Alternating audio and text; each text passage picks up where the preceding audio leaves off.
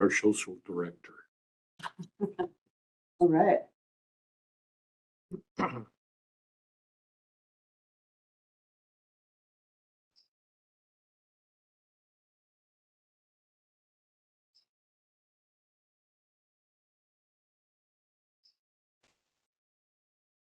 Yes, 24 pages. First item.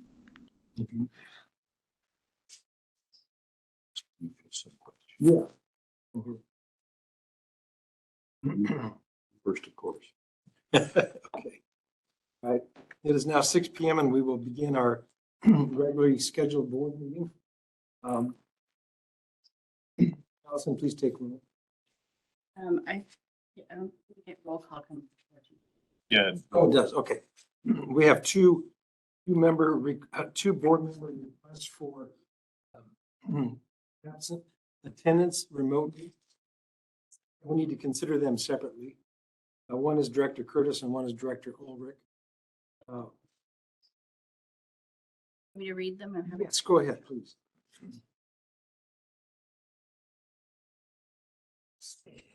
So a request for remote attendance was received on April 17th from Director Jack Curtis, requesting to participate remotely in accordance with an emergency circumstance due to a serious health condition that prevents him from attending in person. Okay. Are there any director questions regarding this request or any comments? I have one question of our attorney, and this will apply eventually to both. In language of the emergency circumstances or whatever that particular piece is, seems straightforward to me.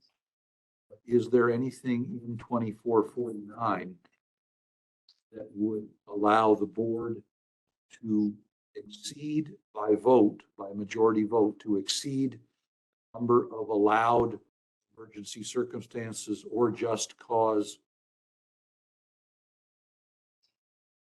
allowances for remote attendance?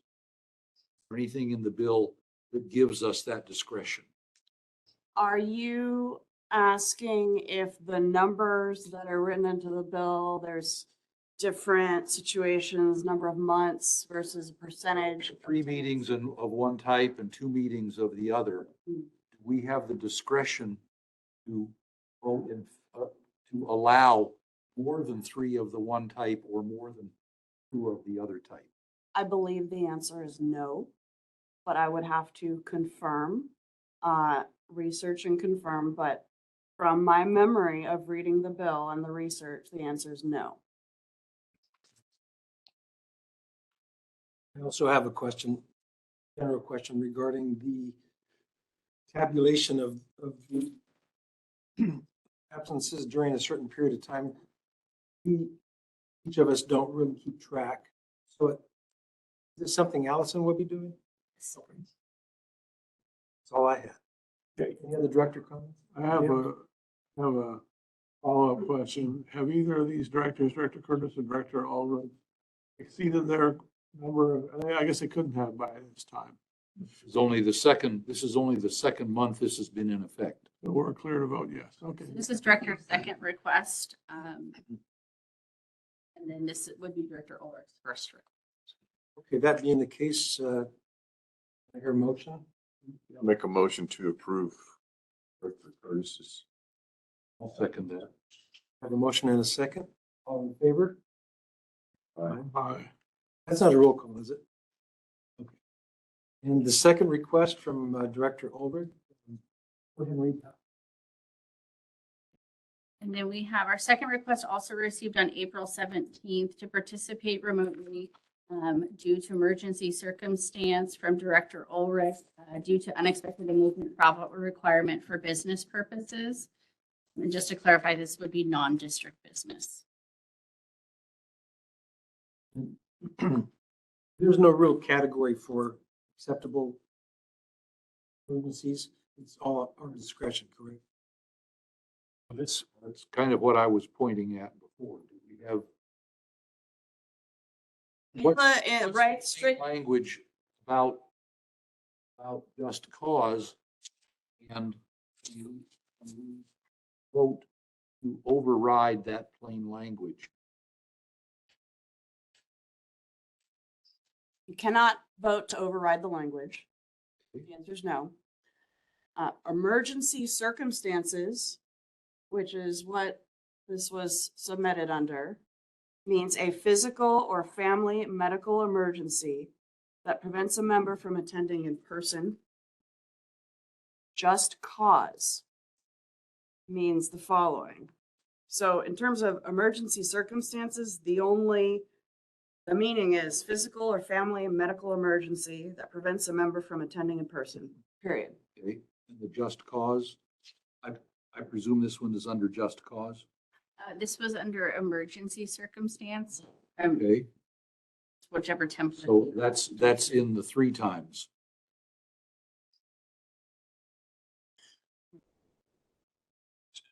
So there are two flavors. There's just cause, and it has some requirements or what's allowable.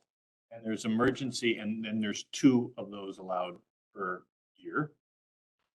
And there's emergency circumstances, which has, as Misha just read, the definition in the code, medical reason.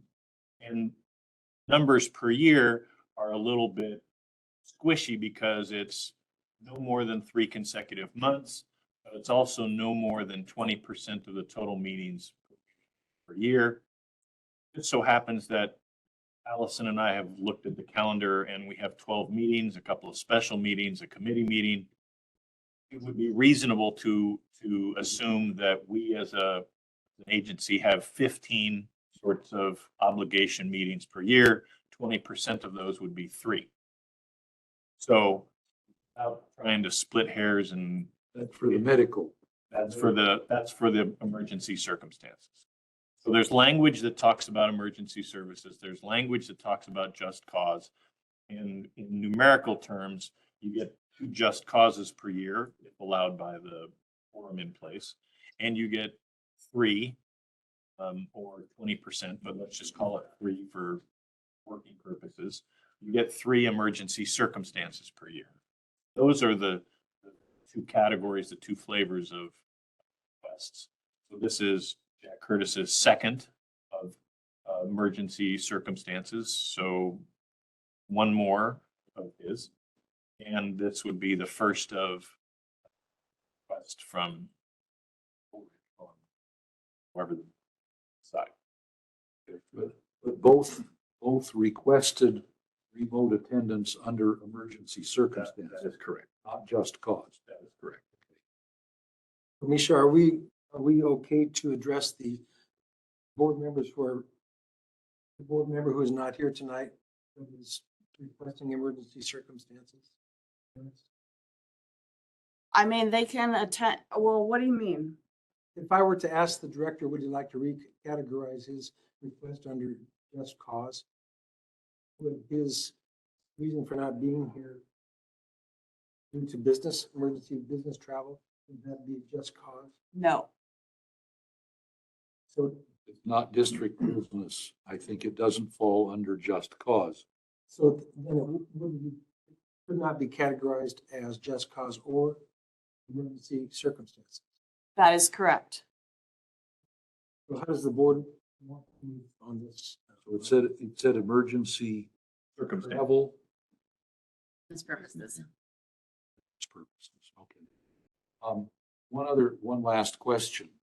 We've approved Director Curtis remotely, so we now have a quorum of 5. These actions in my reading, and Misha, you can step in. These actions are only by the quorum of the people that are present. Present, okay, So thank you. you are the acting body for these requests. How many we have? 4, 5, or 6. In this case, we have to have 4 for a minimum quorum. And you are the acting body on these requests. At the conclusion of this discussion, we will call the roll, and you 4 will be present, and 1 or 2 may be present by remote attendance. But you are the acting body for determination of these requests. For either request, it takes 3 votes because there's 4 of us here. That is correct. Are there any other comments from directors on this request? I'm a little confused. Nisha is telling us that, this particular emergency doesn't really apply to us, so how can we not allowed to vote yes on it? I'm not sure that we can accept a motion to approve the absence based on the fact that it's not categorized correctly as a, What are the 2 pieces of just cause again? One was travel on board business or on Brown Act body business. 4 pieces. Travel while on official business of the legislative body, that would be OVSD, or another state or local agency.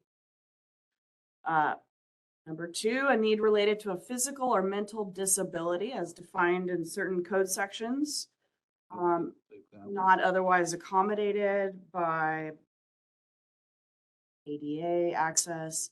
Number 3, a contagious illness that prevents a member from attending in person. Number 4, a childcare or caregiving need of a child, parent, grandparent, grandchild, sibling, spouse, or domestic partner that requires them to participate remotely. I'm sorry for even asking, because this request was not under just cause. It was under emergency medical. So The request was made under emergency circumstances. I think it's totally appropriate to at least have the discussion of what the 2 different categories are, what qualifies for the 2 categories, so you have a complete understanding of what was requested versus where the language is for both, and you make the determination as you see fit. this is coming under the medical set aside. The 3 times in a year category. This was emergency circumstances, which is a physical or family medical emergency that prevents the member from attending in person. Period. Okay. He did say in his memorandum that it was an emergency related to work. And we should ask him. Business travel. Can we just ask? How do you see it fitting? Are you asking me? Yes, sir. I'm not sure how it's fitting. I have to travel, and so I submitted the request and felt absolute confidence that y'all would sort things out one way or another. Okay. Okay. do we have a motion to accept? I'm not sure that we can. Go ahead. Any director would like to make a motion? One way or the other? For discussion purposes, I'll move approval. But it may die for lack of a second. I don't know. We have a motion for approval of the remote attendance of Director Ulrich. We have a second. I mean, I could second it for the sake of discussion. I'm just not sure what we're supposed to do. We had most of the discussion already, frankly. Usually when the attorney makes a recommendation, I follow it. I'm not an attorney. I'm a little puzzled how this fits. And, you know, we're read through the. Is there a way we can make this work, Jeff? It is not uncommon for some actions by the board, or where there is clarity as to which way to go, that as Steve made a motion and you made a second, all it does is now put us in a position of voting. So you, The second yet. no, but if you make a second, so when we make a motion as a board, it takes a motion of a first, make a motion, and it requires a second, and it requires a vote. In this case, there needs to be a motion made, if there is one, a second made, if there is one, and then a vote of at least 3-1 to, in the affirmation to approve something. No different than any other action of the board. If something doesn't get a motion, it dies. If something doesn't get a second, it dies. If something gets a motion and a second, and there's a And it's voted 4-0 down. vote or a 0-4 vote or something, then that's the action of the board. Remember also that in board motions and seconds and votes, 2-2 is not an affirmation vote. 2-2 is a tie, and so the action fails because it didn't pass by The majority. by a majority. So in order for this to go forward, Steve's made a motion. Somebody can either make a second if they would like. If not, then there is no action and the request would be denied. If there's a second, then we will go to a vote, and there will be a vote for each of you to decide yes or no. The only way that a motion and a second passes is either a 4-0 vote in yes or a 3-1 vote in yes. A 2-2 yes, no, not pass. So we have a motion. The chair is called for, is someone going to second it? That's up to the three of you. May I make a statement? Sure.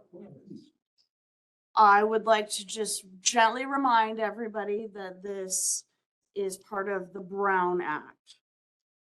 That means that if you approve something in violation of the Brown Act, every piece of business conducted during this meeting could be void from the beginning. But that'll be part of my vote. My personal preference is to let Director Ulrich be on the meeting today. Because we've been doing things remotely for 3 years now. And we've been able to do our business just fine. But on the other hand, there's this law.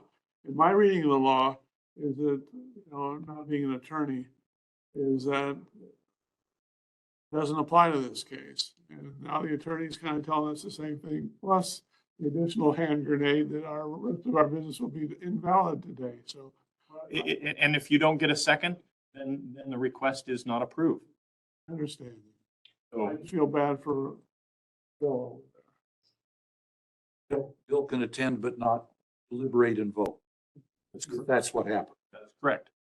We only have one item on the agenda, so we can probably get by without it. Did we get a second? We did not. Not yet. Director Stone? No, I'm gonna second. I think we have clear cut instructions. I don't Okay. think there's any black or white here. Unless a director would like to make a second, I think this motion will fail. We will move on, just learn from it. No, coming from here, I support that. I'm not, the issue of, the Brown Act violation negating all business. I think, I don't know that I would agree with that, but I certainly agree with the notion of there's no point in putting, the deliberations and the conduct of the actions of the board, at risk over my attendance. I'm attending anyway. I'll just be observing and not participating. That's fine. Voting. Okay, thank you, Director Ulrich, for understanding. So with that, then we should go to calling the roll with, because we now have, now have 4 here on quorum and we have approved Jack to attend remotely. And so the record needs to call a roll and reflect that sort of. And if I might ask a question, perhaps would it be of any assistance if I withdrew the request? I don't think so. I think we can go either way. Okay. This is future requests. no. It's a learning process for us here. Well, I'm saying, and I'm also saying that from the perspective of obviously Wednesday's meeting. So this clarifies for Wednesday, as far as I'm concerned. So as well. Before we take roll, now would be a good time to ask Jack Curtis to disclose anybody in the room over the age of 18. Would you mind if I read that statement? Please, thank you.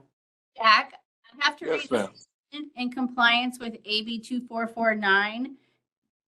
And that you are aware that your request is granted and that you must publicly disclose at the meeting before any action is taken, whether an individual 18 years of age or older is present in the room at the remote location with you, the member of the board, and then also disclose the general nature of the member's relationship with you.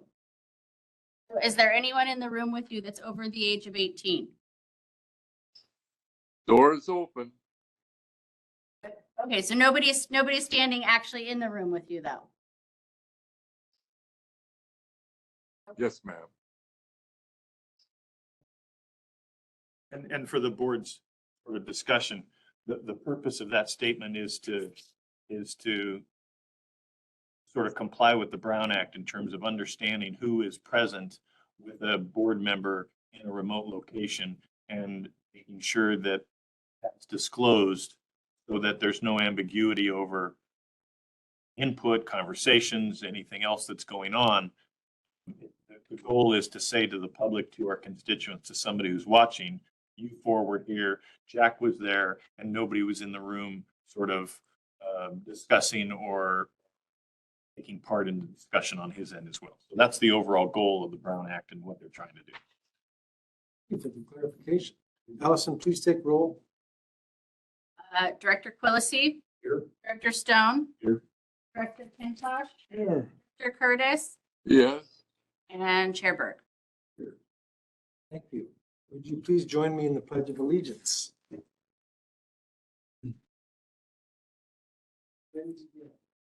Pledge of Allegiance.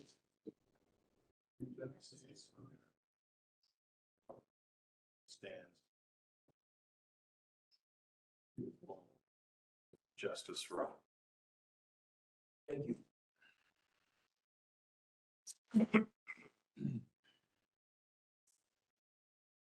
Allison and Jeff, are there any additions or amendments to the agenda? No, and as a special meeting, we're not allowed to make, This is a regular. this is regular. I know there's. This is regular. It's okay. Sorry. I would- No, there are no additions. Thank you. Are there any public concerns? Any public? Let's move on to the consent items. Items 6, 7, and 8 are handled with one motion and voted on without discussion. Any moved from the consent list at the request of the board member or the public will be considered immediately following the approval of the remaining consent items. Are there any items that What are the three? the three are approval of minutes, deferred payment of capacity charges, and review of disbursement Warrants, yeah. disbursements of checks. Are there any items that the director would like to have pulled? If not, I'll move approval of 6, 7, and 8. okay, we have a motion to approve 6, 7, and 8. Go ahead. All yours. I'll second. We do have a motion and a second to approve the consent items 6, 7, and 8. Roll call, please, Allison. Director Curtis. Yes. Director Kentosh. Yes. Director Stone. Yes. Director Quillisi. Yes. Chair Berg. Yes. Okay, the main act. Item 9A and 9B, preliminary budget, fiscal year 2023 and 2024. Jeff, please. So we've put together a one-year budget. This covers the fiscal year 23-24, starts on July 1st of this year and carries us through June 30th of 2024. There is no rate increase proposed in the budget. Tentatively set a study session for this Wednesday and adoption for a week from today on Monday. Now, the reason we're holding those dates is just sort of out of practice. If we proposed a rate increase, or if in the between now and Monday, for some discussion purposes, a rate increase or a rate change was proposed, we have to abide by Proposition 218, which is a public vote notification process that allows our ratepayers to have some say in whether or not the rate changes should take place. In order to have that 218 hearing and get everything done by July 1st, we have to have a 45-day notice period where we notify the property owners of a rate change. And we back that date in so that May 1st is the last date that we could have some sort of action by the board, still have the 218 process, have an appeal period after the 218 hearing in June, and have all that occur before July 1st, before the rates go into effect. So even though we're not proposing a rate increase, we're going to hold to that sort of timeline schedule just out of practice and just out of sort of normal process. but we're not proposing a rate increase this year. We do actually have a subtle rate decrease. If you compare the documents, you see there's a rate decrease, but it's not in the sewer service charge. It's in the bond fee that gets added to the sewer service charge. Because we have one of our bond measures expiring, we're able to reduce that amount from the bond payment portion of the sewer service charge. And so the actual bill, the sewer service charge stays the same, but the bill that someone got on their tax rolls this year versus next year will show a slight decrease in the overall dollar amount. See this $250 a month for the channel keepers. Yes. So that dollar, so there's a few cents taken off every month because of that bond payment expiring. The remainder of the bond payment, I think, expires in 2031. So this would be the last. This budget has the last portion of the payment for that will be made next fiscal year. The last payment is next fiscal year, actually in September 2003 or the 2007 or 2003. And then the remaining bond gets paid off in 2032. But it is not split with an extra per tax that's already embedded in. So this was accounted for separately. So in real terms, our users will see a few cents reduction in their bill, but it's not due to sewer service charges. The sewer service charge stays the same. Some of the factors that we went into is we went through every line item. We don't just take last year's budget and adjust by 2% or 3% or 5% or some CPI factor. We go back in and look at each line item and figure out what we need. If we need tires, we call up the vendor for tires and say, how much are tires? Don't just take last year's tire budget and add 3% to it. what used to be called zero-based budgeting. It's really a zero-based budget. We go through every line item. It is. I have to give it to Rick and Allison and Lynn and every Bradshaw and everybody who's been working on every one of these line items coming up with these dollars. And so it's been our practice that we go and we budget what we believe is necessary.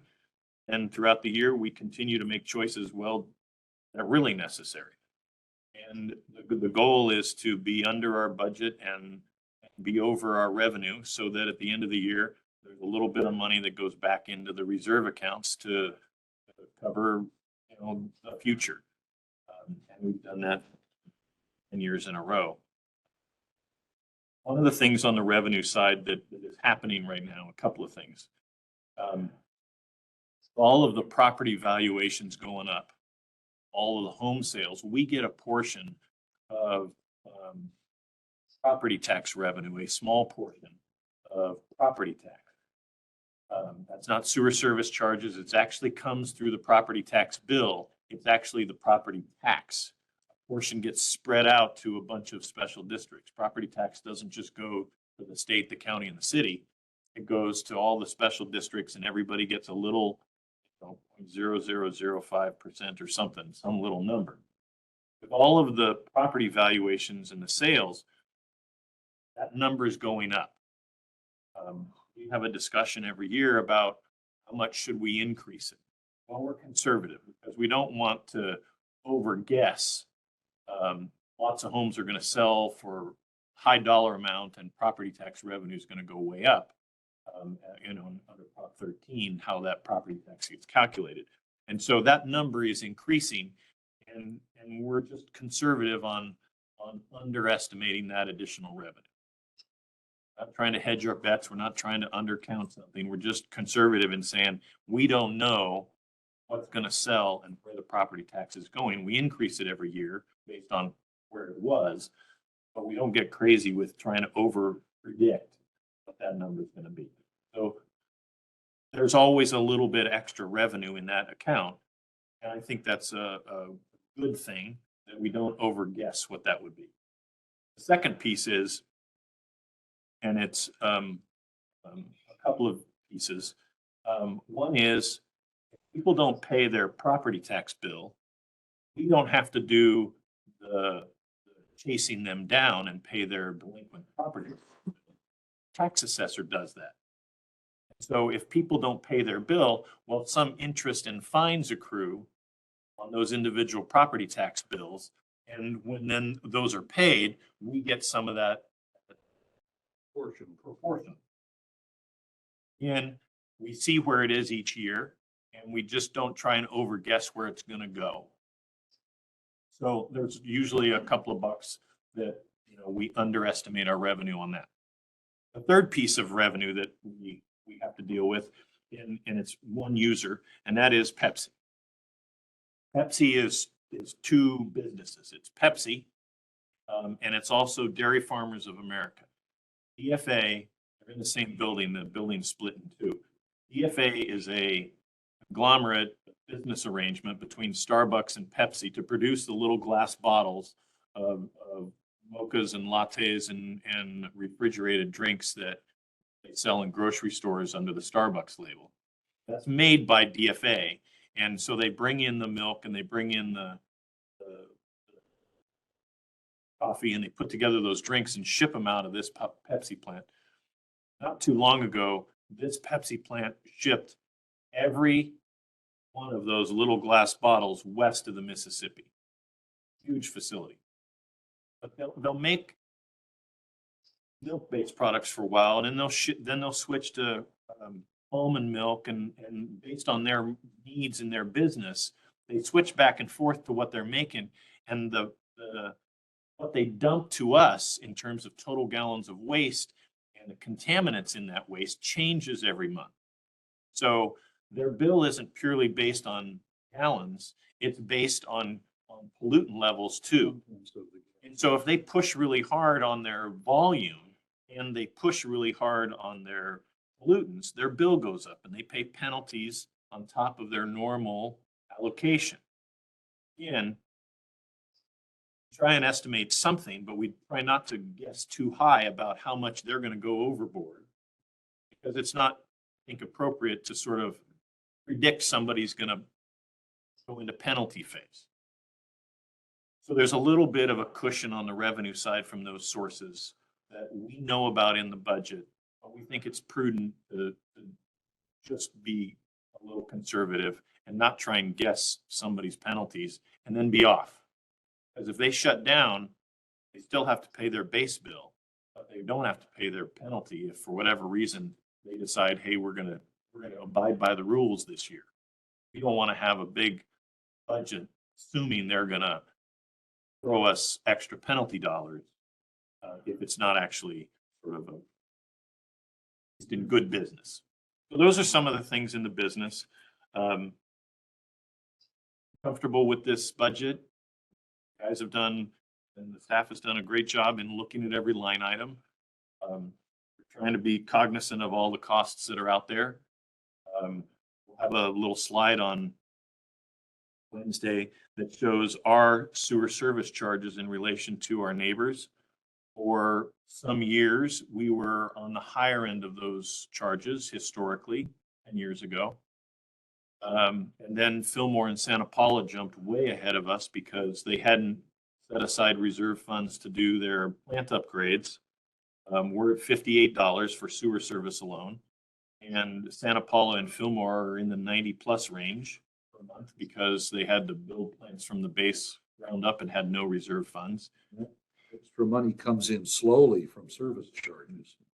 And then if you look at the other cities, Oxnard, Simi, Thousand Oaks, Camarillo, Ventura, historically they were less than us. We were in the 50 range. They were in the $30 to $35 range. Well, they've climbed, and they've all just done rate studies that have said, hey, we're way behind on our rates because we've got all these capital improvements to do. And over the next couple of years, all of those agencies will be higher than us. In the 5-year horizon, we're projecting that we're going to be in the low to mid 60s range. Some appropriate prudent planning. They're all going to be 70 to 80, with Fillmore and Santa Paula being higher than that. So our prudent approach of pay as you go, no bond, no interest, no extending ourselves too much on extra projects is paying off for our ratepayers. And that this year we're on the low end of the group, and next year and the year after we're going to be well below the low end of the group. We've got a slide to show you where we're going to go and where things are. So that's the budget as presented. If you have questions, please email me. Allison and I can go through the questions and give you responses and put that stuff in a presentation for Wednesday, a deep dive through each of the funds and through each of all the line items and answering any questions you might have. So with regard to the preliminary budget, we're accepting, our job here tonight is to accept your preliminary budget and then go over it in detail on Wednesday. Right. Then we'll have a study session Wednesday. There's no action on Wednesday to approve. The action to approve and actually adopt a budget is a week from tonight. So if you have some questions before Wednesday, we'll answer them Wednesday and go through a study session of all the details. If on Wednesday you say, you know what, we want to do X, Y, or Z, change it all, and we'll adopt it different than you presented it on Monday, or you decide, hey, we really want to set aside more money for new projects and we're going to do a rate increase. You can do that, but that is a discussion Wednesday and an adoption next Monday. Tonight is just to accept it as proposed. Wednesday is to look through it and ask questions and for us to respond to questions. And a week from tonight is to adopt the budget in whatever form is appropriate for the district. Okay. With that in mind, any comments from the directors? I'll make a motion to, I have a couple of questions, if we could do that. Okay, we do have a motion for approval and I'll second the motion for approval, but I have a couple of questions. Maybe that's deliberation. yeah, go ahead, Steve. Okay. My recollection from last year's budget was that there was a certain amount of money that was coming from reserve fund, stable rate and stabilization fund or reserve fund, something like that. Yes. And that money never actually came out because of the conservative budgeting. There was more money left at the end of the year than would have had to come out of that reserve. That is correct. When we do a budget, it has to be zero. You know, our expenditures are X and our revenue is X. If Projected, right. projected, it has to match to the cent for an adopted budget. And so last year, in order to have an adopted budget, we had expenditures and revenues, and part of the revenue to fund those expenditures was coming out of the rate stabilization fund to make that dollar zero. When we got to the end of the year, the extra revenue, taken into account the underspent expenditures, didn't require that reserve fund transfer to actually occur. We're proposing exactly the same situation this year. I think it's 190. Correct. Last year, it actually does technically on paper come out, but we essentially put it right back in at the end for our accounting system to be zero like it's supposed to be. So last year it was 117, I believe, that we proposed to come out of the contingency and stabilization to balance our budget for adoption. This year, I believe it's 195. So a little more out of reserves this year. We'll see if they're needed next June. Correct. And the goal again is to have revenue be slightly higher than we've proposed with some of those prudent measures, and for our expenditures to be slightly lower based on just making good business decisions every month. And so that we get to the end of the year, and if the 190 isn't needed, it would go back, and we would hope that Spent. right, it never got spent. And if there is any more that isn't spent, we'll then propose, hey, we'll put them, I think from a governmental process, the way we would do it is we'd say, the first action is the 195 goes back. And if there's anything more, then we would say, hey, there's an extra 20, 50, 100, and we would recommend that it goes into these reserve funds to supplement those. So that would be earlier. That would be the governmental sort of process. Any other director comments?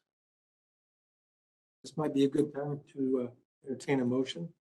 We did. You have a motion and a second. Sorry, okay, good. I Yep. got lost in that. 7 this year. 157 this year. 7 and some change. This year. 157, okay, versus 117. Okay, we do have a motion and a second. Allison, please take it. Director Curtis, what's the motion? Approve accept the budget as proposed. and to set the study session for Wednesday. It's a preliminary budget. And pending a workshop on Wednesday. Sounds good to me, yes. Okay, perfect. Director Kentosh, Yes. Director Stone, Yes. Director Quillisi, Yes. and Chair Berg. Yes. And if you have questions, email Allison and I, and we can grind through the numbers and then put those into our presentation on Wednesday night. That'd be great. That would be great. With that, we will move forward to the information items. They're for receipt and file. However, are there any comments on any of the information items tonight? What's the list again? Monthly financial reports, monthly investment report, staff reports. I don't think, we didn't have any committee reports. Reports on meetings, seminars, or conferences attended, anyone? I don't think any of us have gone to one. I think that was the prior meeting we did. Yeah, I did. With that, are there any board member comments on any other items not on the agenda?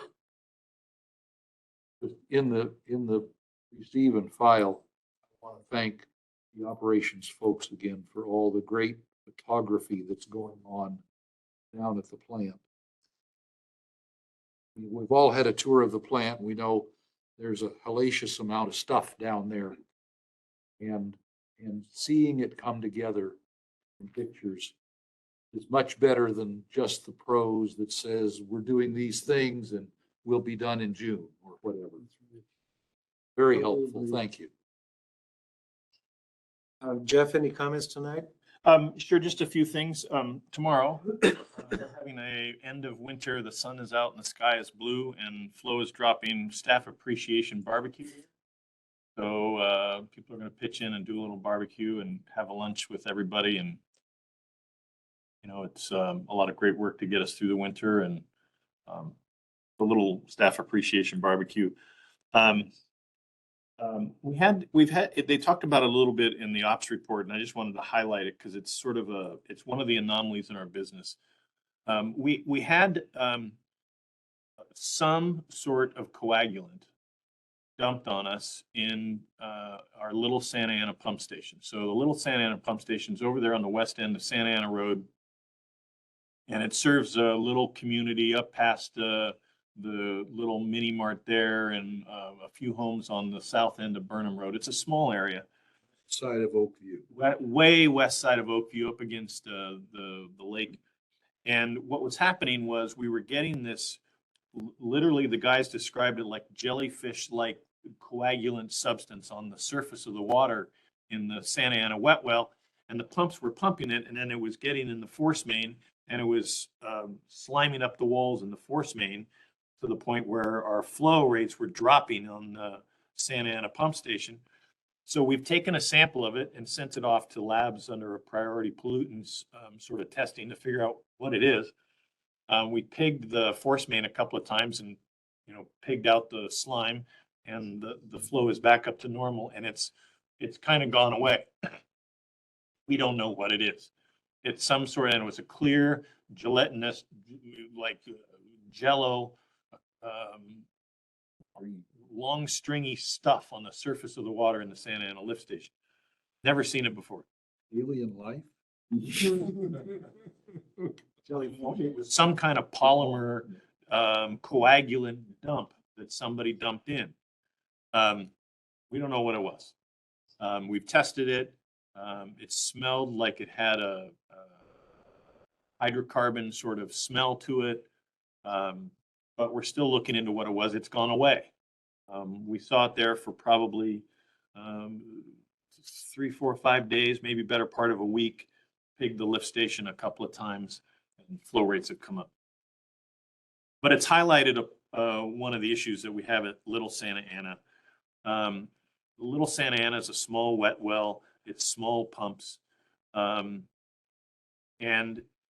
during the storms, we were getting a lot more water than the 2 pumps combined could pump. And we had a helper trailer there helping boost pressures through the system to keep the flow up. And in fact, I think twice we had a pumper truck come out and help us suck water out of the wet well, drive down the street and dump it at Big Santa Ana because the pumps couldn't keep up.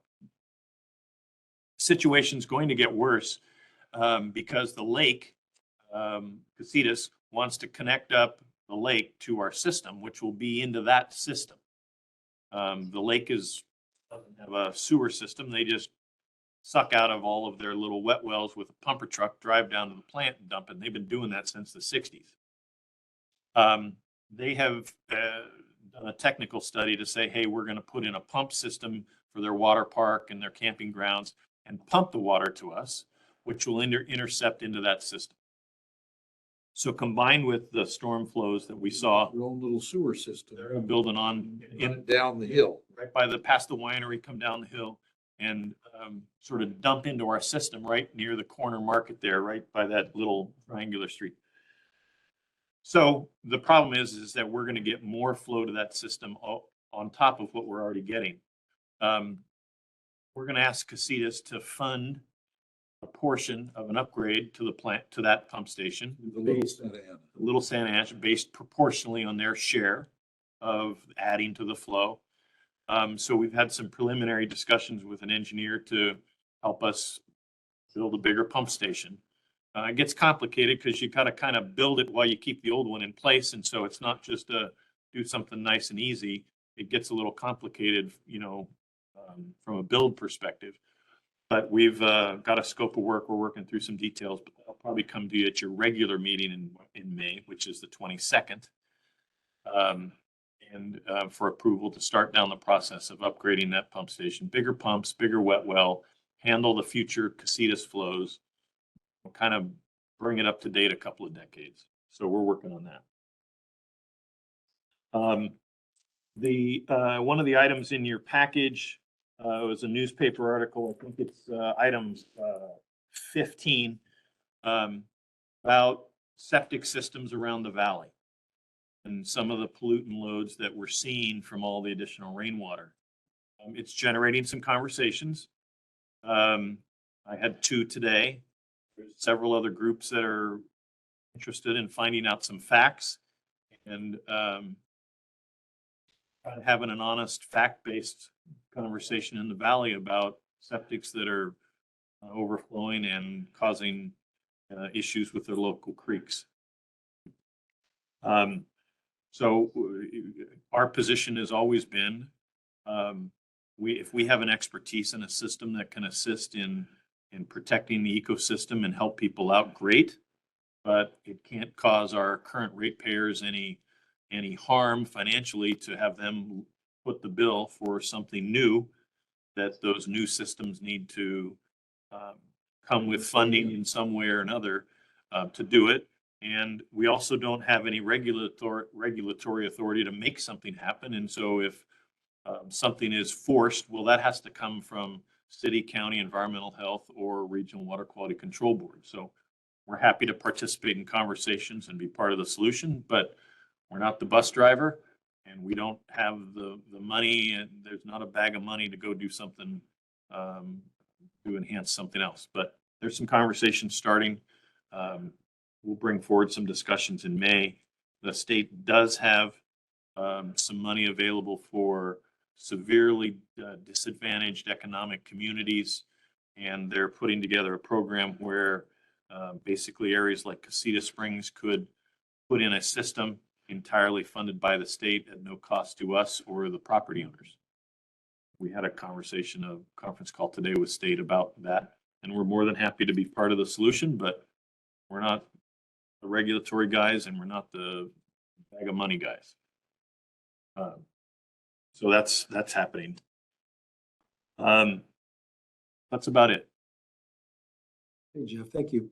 And I'm sorry, Jim, go ahead. When you're ready to accept questions. No, go ahead. We're looking for I see comments. from the operations report that there were a couple of exceedances, exceeded affluent turbidity and one very short-term chlorine residual exceedance. Assume that's been reported to the staff. Is there going to be any fallout from that? Probably. Usually takes a long time for the state to come and say, hey, you had an exceedance, pay us $1,000.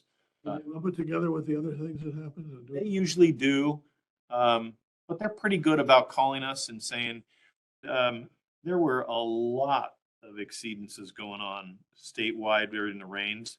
And we got a couple of calls from regulators a couple of different times saying, hey, is everything okay? You guys, handling things? And we told them, that things are pretty crazy and we've got a couple of minor things. Here's where we are. So there was quite a bit of dialogue, not just reporting, but sort of interregulatory discussions. So they're very well aware of what's happened, and our exceedances were very minor. You talk about our turbidity limit is 2, which if you looked at that water bottle over there on the Cape table is pretty close to 2 in terms of actual what does turbidity of 2 look like. Turbidity in the river was somewhere between chocolate milk and mud, and so everything's taken in context of what our numbers were. I've got a Up question. the river with our effluent. I think. Yeah, go ahead, Jack. Go ahead, Jack. How are we for property at that little Santa station? Do we have enough for you to do the work, or are we gonna have to purchase some? No, we do not have enough to do the work. The pump station that's there, the little brick building, is very tight to the property line, and the front of the frontage on the street is very close to the county right away for the Santa Ana. So our plan is to go into the existing pump station and just add new electrical controls and pumps in the existing wet well.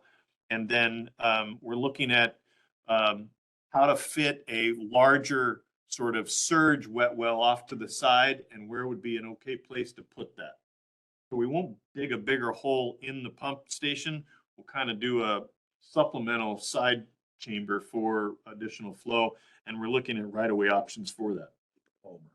What about the force main? Is it large enough? We're looking at that. If it's not, it's a 4-inch. Yeah. We think we can burst it up to a 6 and it'll handle the additional flow fine. Yeah, that's good. And we'll see you all Wednesday. Wednesday study session. You have questions, please email as soon as you can. And Misha, thank you for keeping us out of trouble with the, potentially with the Brown Act violations, and appreciate that. Pleasure. Okay, with that, we'll close the meeting at 6:50.